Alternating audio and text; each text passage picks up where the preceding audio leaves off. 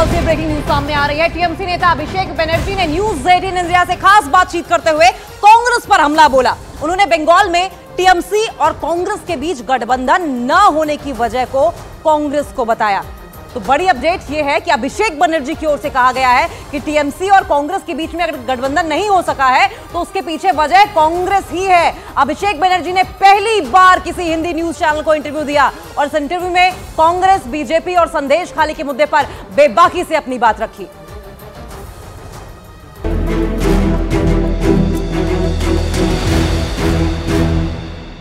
चुनाव बड़ा है और 42 सीट्स हैं। बीजेपी की बात करें, पूरी जान फूंक दी है। प्रधानमंत्री आ चुके हैं एक हफ्ते में 3 बार करीब, और आपने भी पूरी जान लगा दी है। बीजेपी की तरफ से तो टारगेट 25 है फिलहाल। मुझे तो लगा था बीजेपी का टारगेट 35 है। कुछ दिनों पहले जब देश के गृह मंत्री अमित शाह जी यहाँ आए थे तो उन्होंने 25 का टारगेट रखा था। तो चुनाव जैसे ही घोषित हुआ उनका टारगेट 25 हो गया। मैं कोई एस्ट्रोलॉजर तो नहीं हूँ, ऐसे टारगेट तो नहीं दे सकता हूँ, पर बीजेपी जब भी अपना टारगेट रखा है उसका आधा बीजेपी को मिला है, आधे से भी कम मिला है। 200 का टारगेट रखा था इन्होंने 21 में, और नतीजे क्या आए ये आपके सामने हैं। तो उसी तरीके से उन्होंने टारगेट रखा है 25। वो उनका ठीक है, कार्यकर्ता को थोड़ा मोटिवेट करने के लिए वो टारगेट रखना बनता भी है और हर पार्टी करता है। और जहाँ तक जान लगाने वाली बात है, सब जो लड़ाई लड़ते हैं वो जीतने के लिए लड़ते हैं। मुद्दों की बात करें तो एक बड़ा नाम संदेश खाली, प्रधानमंत्री पहली बार आए तब भी नाम लिया, और जितनी भी सभाएं हुई, चाहे जो भी नेता हो, जरूर इसे बड़ा मुद्दा बना रहे हैं। सवाल ये उठाते हैं कि जो प्रमुख आरोपी था उसको कहीं ना कहीं शील्ड किया गया, उसको संरक्षण दिया गया, और तुष्टीकरण की बात एक वर्ग विशेष को लेकर के। उनका एलिगेशन क्या है? जमीन अधिग्रहण से लेकर के कुछ महिलाओं ने यौन शोषण तक के आरोप लगाए, ये मुद्दा है। तो लेकिन दो एलिगेशन है, एक है जमीन हड़पना, एक है महिलाओं का शोषण। ये 2 एलिगेशन आप लगा रहे हो। किसके खिलाफ आपने लगाया? 3 आदमियों के खिलाफ। एक है शिबो प्रसाद हजरा, एक है उत्तम सरदार, तीसरा है शेख शाहजहां। अब शेख शाहजहां का गिरफ्तारी में अगर हाईकोर्ट रोक लगा देगी तो आप कैसे उनको गिरफ्तार करोगे भाई? जरा मुझे बताइए। हाईकोर्ट का ऑर्डर है मेरा फोन पे, मैं आपको दिखा दूंगा, जहां पे हाईकोर्ट ने साफ साफ लिखा है कि the West Bengal police is stopped from proceeding with the investigation. If someone is not allowed to proceed with the investigation, how is he or she suppose to make inroads and arrest someone? आप मान लिया आप मेरा interview कर रहे हैं और यहाँ पे कोई मुझे बोल दिया भाई आपको इंटरव्यू देना है लेकिन आप मुंह नहीं खोल सकते, तो भाई मैं आपका इंटरव्यू कैसे दूंगा? आप इन्वेस्टिगेशन अगर स्टे कर दोगे तो आप गिरफ्तार कैसे करोगे? जिस दिन हाईकोर्ट ने ये क्लैरिफाई किया उसका 48 घंटे के अंदर शेख शाहजहां अरेस्ट हुआ। कौन किया? बीजेपी का, मोदी जी का ईडी सीबीआई नहीं किया, पश्चिम बंगाल पुलिस ने गिरफ्तारी किया। अगला मुद्दा जो जिस पर सवाल उठते हैं ज्यादा, भ्रष्टाचार का। कहीं ना कहीं इसको लेकर के बड़े हमले होते हैं तृणमूल कांग्रेस के ऊपर। कुछ तस्वीरें भी सामने आ चुकी है। प्रधानमंत्री नरेंद्र मोदी हाल ही में हमारे न्यूज़ 18 इंडिया के कार्यक्रम में भी आए थे, राइजिंग भारत, उसमें भी ये चर्चा की कि मंत्री के घर से करोड़ों करोड़ रुपए निकलते हैं। प्रधानमंत्री ने ये साफ साफ कहा है, ना खाऊंगा ना खाने दूंगा। ये वो 2014 के पहले से, चुनाव जीतने के पहले से वो बोलते हुए आ रहे हैं।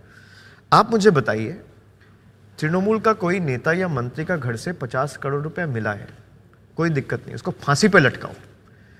पर जो लोग टीवी में पैसे लेते हुए पकड़े गए स्टिंग ऑपरेशंस में, आप उनको पास में बिठा के भ्रष्टाचार के खिलाफ लड़ाई लड़ रहे हो। ये डबल स्टैंडर्ड नहीं है तो क्या है? ये हिपोक्रेसी नहीं है तो क्या है? हिमंतो बिश्व शर्मा, जिसके खिलाफ सुदीप्तो सेन ने सीएमएम को चिट्ठी लिखा है, चीफ मेट्रोपॉलिटन मैजिस्ट्रेट को, कि इसको पैसा दिया हूं, ये मेरे से पैसा लिया है, उसको आप मुख्यमंत्री बनाए हो। आप ऐसे लड़ोगे जंग भ्रष्टाचार के खिलाफ? सीए को लेकर के ये कहा जा रहा है कि ये तो नागरिकता देने का कानून है, किसी की नागरिकता ली नहीं जाएगी, फिर इस पर एतराज क्यों? ये इसलिए कहा जा रहा है क्योंकि अभी जो देश का गृह मंत्री है अमित शाह, वो 2019 के चुनाव के पहले, तब वो बीजेपी के राष्ट्रीय अध्यक्ष थे, उस टाइम पे बंगाल में आके उन्होंने कहा कि आप क्रोनोलॉजी समझिए, पहले सीए आएगा फिर एनआरसी आएगा, और उसके बाद एनआरसी आया भी। असम में आपने देखा होगा 19 लाख लोगों का नाम आया, उसमें से 12 लाख हिंदू बंगालियों का नाम आया और बाकी मुसलमान भाइयों का नाम आया। तो सीए से दिक्कत नहीं है, दिक्कत आप सीए और एनआरसी को मिला रहे हो। आप गृह मंत्री के नाते एक प्रेस कॉन्फ्रेंस करो, एक बैठक से घोषणा करो कि भाई सीए होगा, एनआरसी नहीं होगा। मैं सीए को सपोर्ट करूंगा, I will support CA, but आप क्लैरिफाई कर दो। आप सीए करोगे उसके बाद एनआरसी करोगे, दिक्कत वहां है। तो सीए का नाम पे दोगे और एनआरसी का नाम पे लोगे। When you are seeing CA with the backdrop of NRC and combining the two, it is becoming an obnoxious lethal combination. दिक्कत वहां हो रहा है। इसलिए मैं कह रहा हूं, हम लोग कह रहे हैं कि CA नागरिकता लेने की आईन है, लॉ है, क्योंकि आप एनआरसी करोगे, एनआरसी नागरिकता लेती है।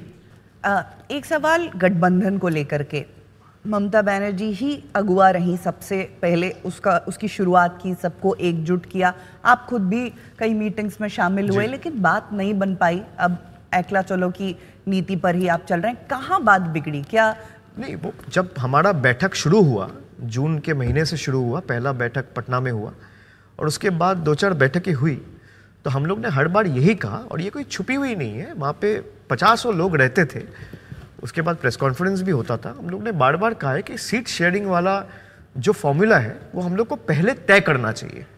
आप मानिए कहीं पे अगर आपका दिक्कत है, जैसे कांग्रेस का आर्ग्यूमेंट ये था कि हमारा तो दिल्ली में दिक्कत है, आपके साथ लड़ाई है, पंजाब में आपके साथ लड़ाई है, केरल में लेफ्ट के साथ लड़ाई है, तेलंगाना में केसीआर के साथ लड़ाई है, बंगाल में तृणमूल के साथ लड़ाई है। तो मैंने कहा कोई दिक्कत नहीं है, सब मिला के 150 सीट ही होता है, आप ये 150 सीट किनारे रखिए, एक बार उसको साइड में रख के आप बाकी 400 सीट में तय कर लीजिए। उन्होंने वो भी नहीं किया। उनको शायद ये लग रहा था कि जो विधानसभा के 5 राज्यों में चुनाव चल रहे थे, उनके नतीजे जब आएंगे तो वो 3-4 राज्यों में जीत हासिल करेंगे और उसके बाद उनका बार्गेनिंग पावर बढ़ेगा। तो जहां उनको 2 सीट मिलनी है वो 10 मांगेंगे, जहां 5 मिलनी है वहाँ 20 मांगेंगे, जहां 20 मिलनी है वहाँ 50 मांगेंगे। तो इसी चक्कर में वो रह गए। हमने ये भी कह दिया कि आप 31 तक समय ले लो, 31 दिसंबर 2023 तक। इसके पहले अगर आप कर सकते हो तो अच्छी बात है, नहीं तो अलग हम लोग लड़ेंगे और समय हम लोग बर्बाद नहीं कर सकते। टाइम इज ऑफ एसेंस, और टाइम निकल जाएगा तो फिर कोई फायदा नहीं है। क्या ये शिकायत खास तौर पर राहुल गांधी से है? उनसे मैं किसी का नाम नहीं लूंगा और ये टिप्पणी करना ठीक भी नहीं है। मैं कांग्रेस लीडरशिप को कहूंगा, मैं तो मिला, उनसे बात किया, मैं किसी का नाम नहीं लूंगा, बट सबको पता है मैं किससे मिला, किससे बात किया। So leave it at that. एक और कांग्रेस के नेता अधीर रंजन चौधरी, जी, वो काफी कुछ कह रहे थे और संभवतः यही कारण है कि सबसे मजबूत दावेदार आपने उन्हीं के खिलाफ खड़ा कर दिया है। क्रिकेटर मजबूत दावेदार की कोई बात नहीं है। हम जो जहां भी लड़ाई लड़ रहे हैं, मैंने पहले भी आपको कहा कि वो सीट जीतने के लिए लड़ रहे हैं और पूरी ताकत, शक्ति, संसाधन, बुद्धि सब लगा के लड़ रहे हैं। एक ट्वीट आपका इस विषय में मुझे याद आ रहा है कि आपने ये कह सकते हैं कि ऐसा कुछ तंज किया था कि सीटें ज़्यादा मांग रहे हैं बंगाल में और अपने मेघालय वगैरह में हमारे जो है वोट शेयर कहीं ज़्यादा कांग्रेस से है। तो एक तरफ ये नहीं, मैं वो फॉर्मूला का बात किया था कि आप अगर सीट शेयरिंग का फॉर्मूला क्या होगा, कोई कहेगा भाई मेरा वोट परसेंट के हिसाब से दो, या मेरा विधानसभा में जो रिप्रेजेंटेशन है उसके हिसाब से दो, या लोकसभा में जो है उसके हिसाब से दो, या मेरा जो वोट शेयर है स्टेट वाइज मैक्रो लेवल पे उसके ऊपर दो। तो कांग्रेस का अगर आप देखें तो यहाँ फॉर्मूला क्या होगा, इनका विधायक है नहीं।